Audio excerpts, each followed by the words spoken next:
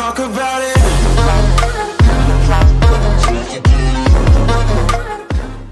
All right, welcome back to another episode of His Point of View. Today we got in here Unc Cuba. man, say man. Since day one. You feel? So what are your thoughts on the modern dating scene compared to when you was younger? Modern dating scene compared to when I was younger? Yeah.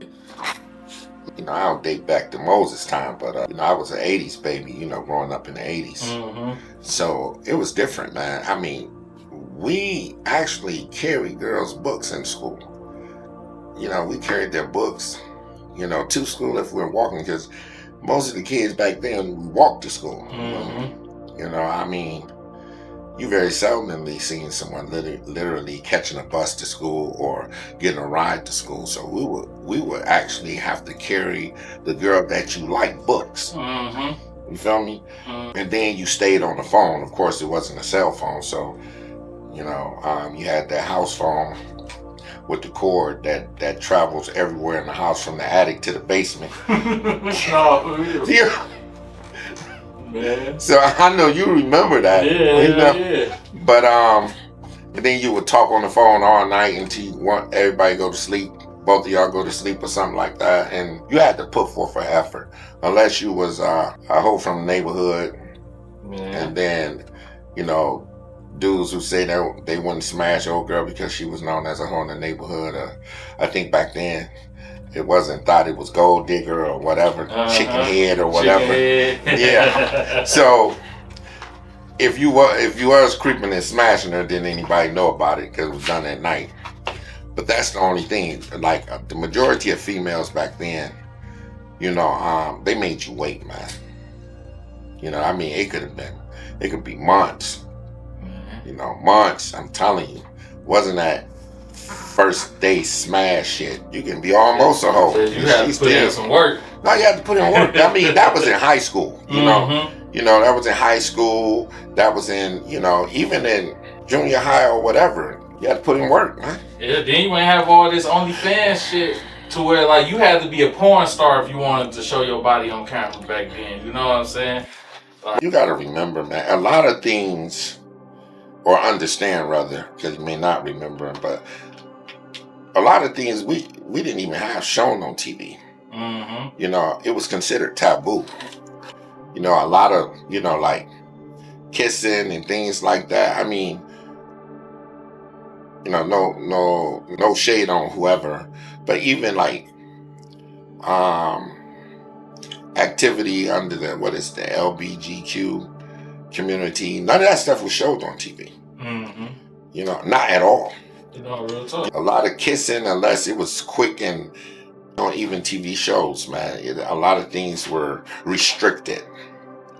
So I think nowadays that everything that we are exposed to plays a part in what we want to do today or how we do things today.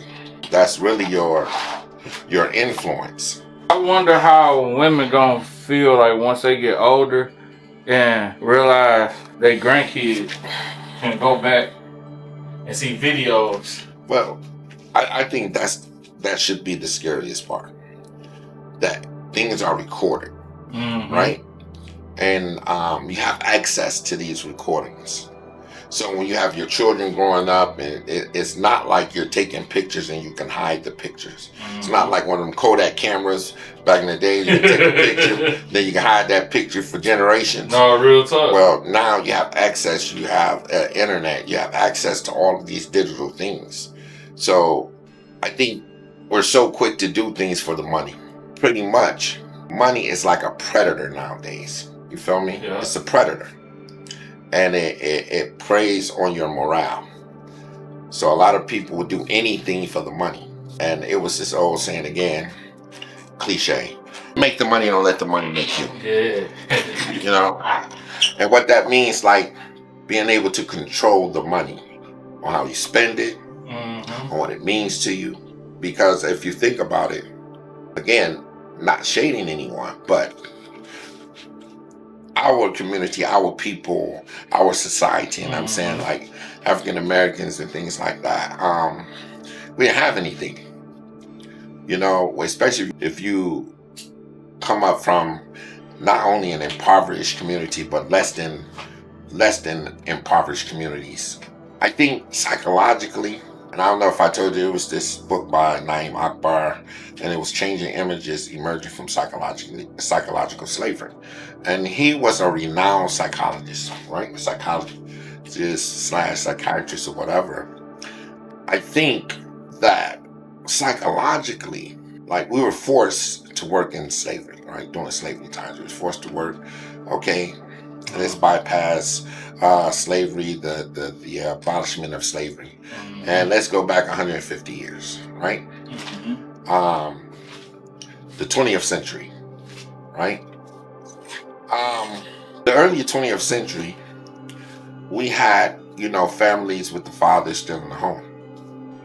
But what we don't know is that it was designed to get the fathers out of the home by white society. Even if you date back to I think it was 68, 67, I wasn't born yet, but in Detroit when they had the riot, right? Prior to that, it was designed like Jim Crow days. That was designed to get the fathers about the home. Yeah.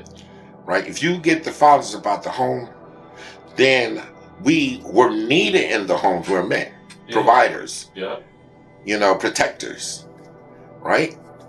So people don't understand that the design of it. They thinking like, okay, the black fathers just left the home.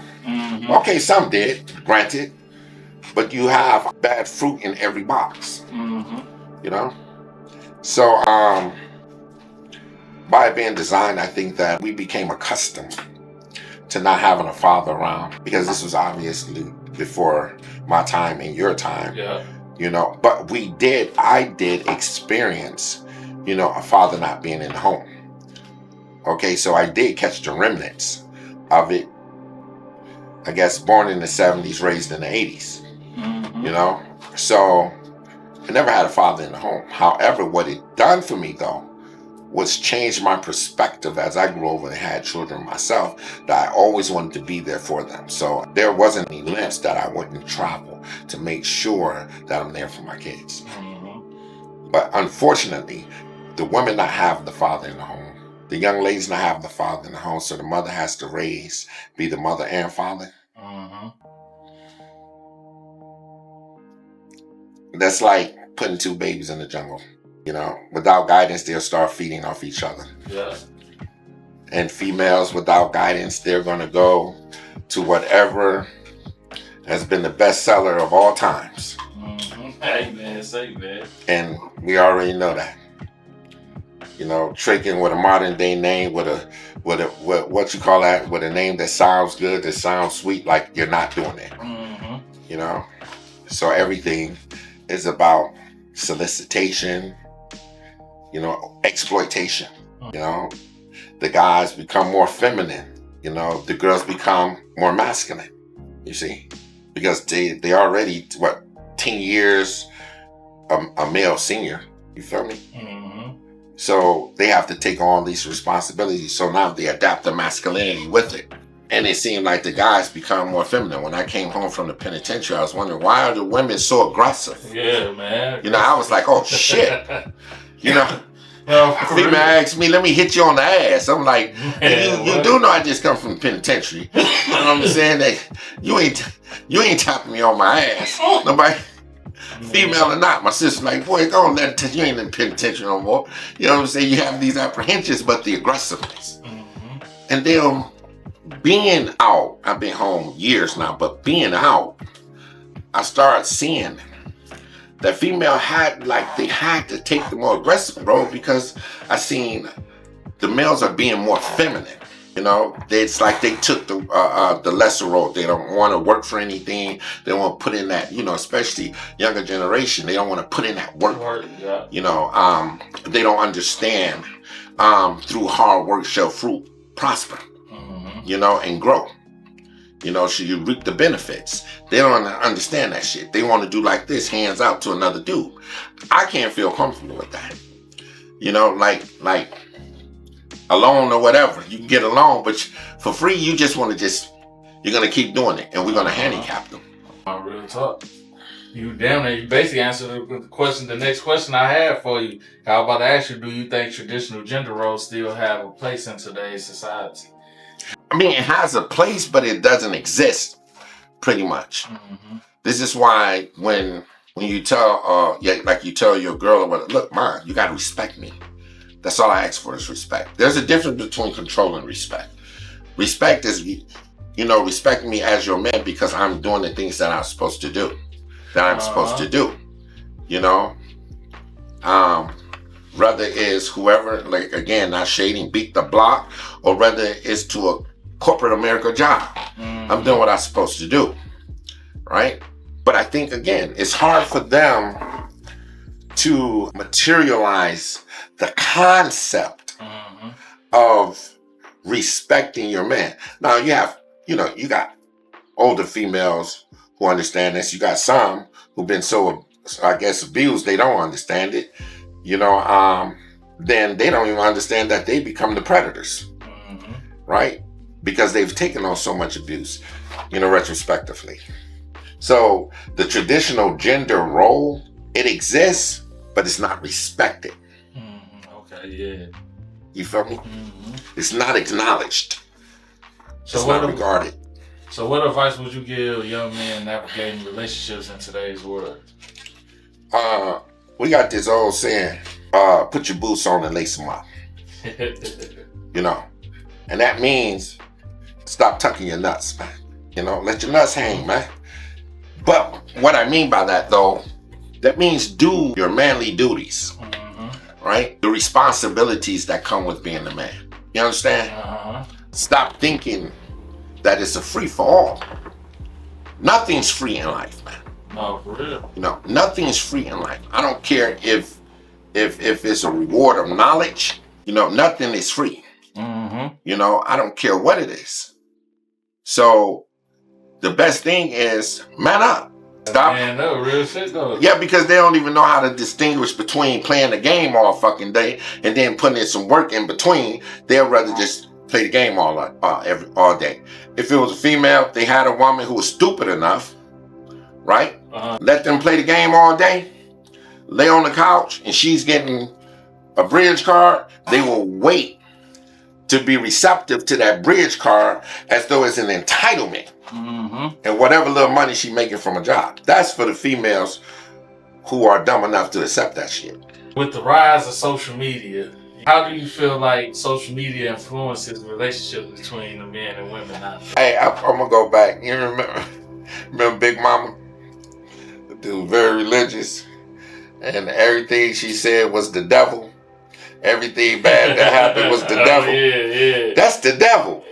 You get caught kissing the girl. That's the devil. Well, I think social media, man, in the words of Big Mama, that's the devil, because it's not followed for the traditional objective of which it was created for, and it was created for business. Right? Now everybody approach it with every meticulous detail of their lives, their personal lives, what they're going through.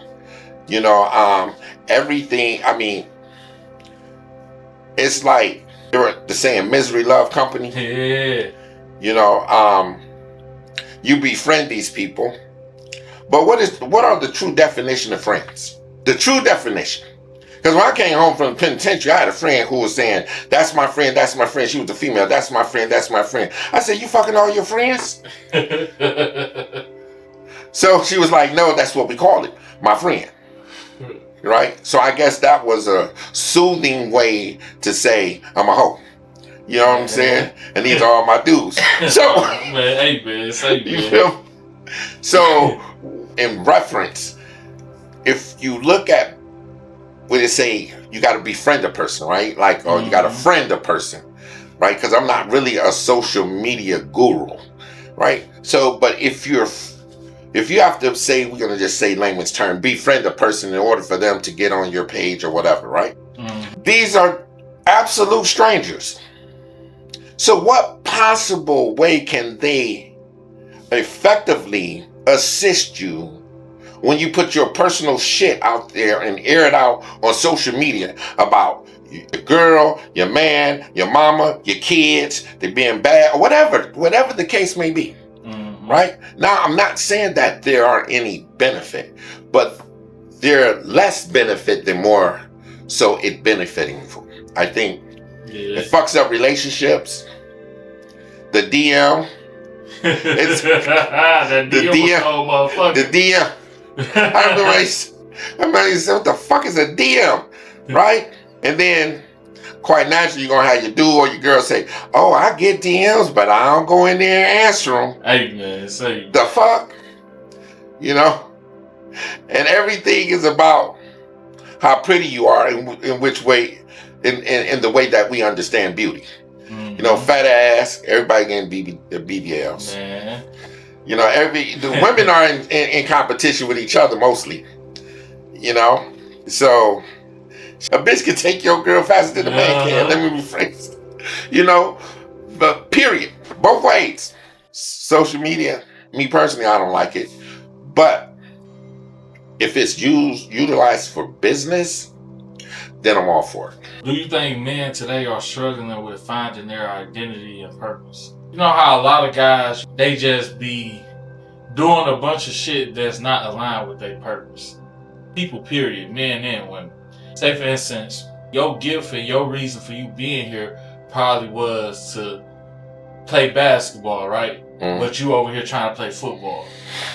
I think in order to answer that question, that you have to have a purpose. You have to believe that there's a purpose for you that exists somewhere within you or exists out here somewhere. But if you don't believe or there's no self-reflection of what it is that you need to be doing in life, you don't believe that a purpose exists, you'll never have a purpose. So a lot of times we live day by day only thankful for waking up. Well, say you make your prayers in the morning or whatever the case may be, if you're religious or not. You know, thanks God, thank Allah, thank Jehovah, whatever they call them, you know, call God in your understanding. And you say, thank you for waking me up another day. Well, not getting off the subject, but there is this, you know, people say, hey, I'm going through things, I'm going to let God just handle it. Well, there was also this saying, you ever heard when God say, there was this person in the water drowning, you know, how people always make relative narratives to a saying, and the person drowning, he sent somebody with a boat or the raft and whatever, and he said, no, God gonna save me and drown. And he said that was God did. It was God help. It was, we don't want to do anything on our own. And that goes back from the previous statement. We don't want to work for it. You know, this generation, whether male or female, and I'm not attacking the younger generation, I love them. But they don't understand how to work for it. You know, and if they call, what do you call selling pussy work? You know, they call stripping work. And they say, I was looking at a podcast. One of the ladies said, I respect my man. I go out and I get it. I'm a stripper. But that stripper that I am in the club doesn't define who I am when I'm at home. Right? I cook for my man. I help him. I work as a team. Right? So another lady, I think it was Owens. She's into politics. She's a conservative. Right? She said, so what value does that character that you're playing in the strip club have? Right? Because she said, you can't separate the two. That's all I'm telling you. That's what she told the young lady. Can't separate the two. Because you saying it's a character. It's like a movie. You're scripted. But you're still that same person. Because you're still soliciting. You know, you're grinding on strangers, rubbing on strangers' legs or whatever, and letting strangers rub on you. And they were talking about what man would actually not say, even if at the beginning he said, oh, I understand, go out here and do it. And she was telling him that actually he don't care for you like that because no emotions are invested, right? Mm-hmm. But once emotions are invested, she said, trust me. He would say enough is enough. And then you'll be shocked. I thought you understood what I do, right? Mm-hmm. Because believe it or not, there is really no separation. Because once you've been doing something so long, that becomes your natural character in life. Yeah. You feel me? So the last question I got for you, how do you feel like the stigma of how men should be macho, men shouldn't cry? They got it to where men supposed to just hold everything in, and if you let it out, they try to paint you as being soft or weak or something like that. Yeah. Sweet. Yeah. I think that is the biggest myth. One of the biggest myths ever told, next to lying to yourself. Right? If you look at statistics, and then you don't even have to look at statistics. If you had homeboys, even homegirls, but if you had homeboys, and we always taught not to show our passionate side, because those were equated soft attributes, right? Or they equated them as feminine attributes. And don't cry. It's a fucking lie, man. Yeah. You know? Because crying is a purification. You feel me? So if you don't cry, what are you doing? You're bottling in all of this misunderstood sadness, turning to anger, hurt, pain. They said pressure bursts a pipe, man. Then we see all our kids becoming maniacs because we didn't have that genuine passion to give. I kiss my son every day. You know? Every day. You know, period. My father is 82 years old. He kissed his boys on the cheek, said, you're gonna always be my kids. You know? But this is my older brother's father, but he gave me his last name. You have to be thankful for those things, man. We can't follow that shit, man. We'll fuck our kids up, man.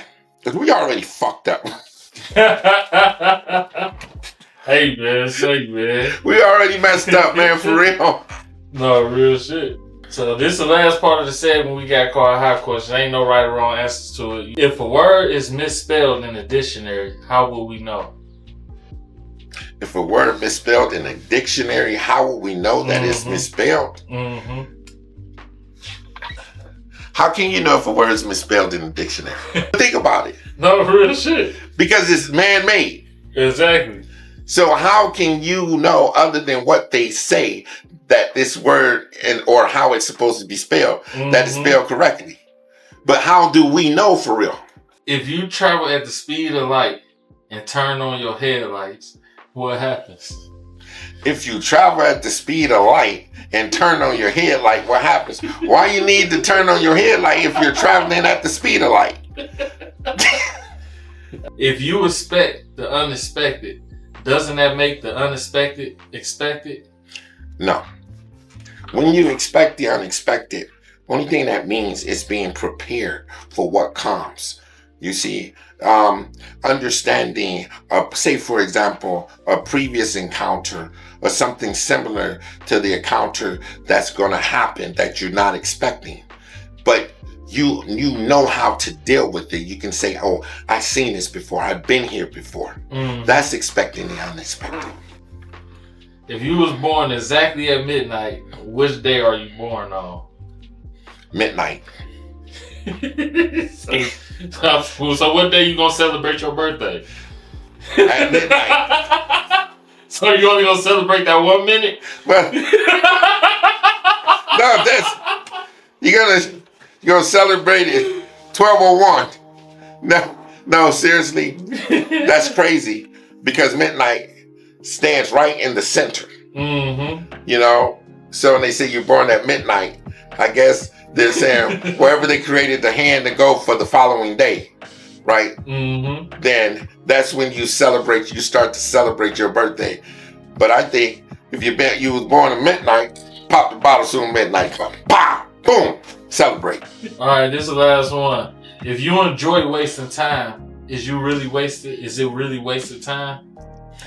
If you enjoy wasting time, is it really wasting time? Yeah, is it really wasted time? And you're enjoying it? Yeah, if you enjoy wasting time, is it really wasting time? I think you're in the way. I think you're just in the fucking way. Because if you enjoy wasting time, you're in the way. No. So to you, it may not be wasted time. No, really. But if you enjoy, to your understanding, to the rest of the world, it's considered wasted time. But to you, you're enjoying it. Mm-hmm. You don't see it as a waste of time. Man. That's why you enjoy it. Shout your social media out, your Instagram and everything. Nah, I told you I don't be on social media. Well, but I think it's UNC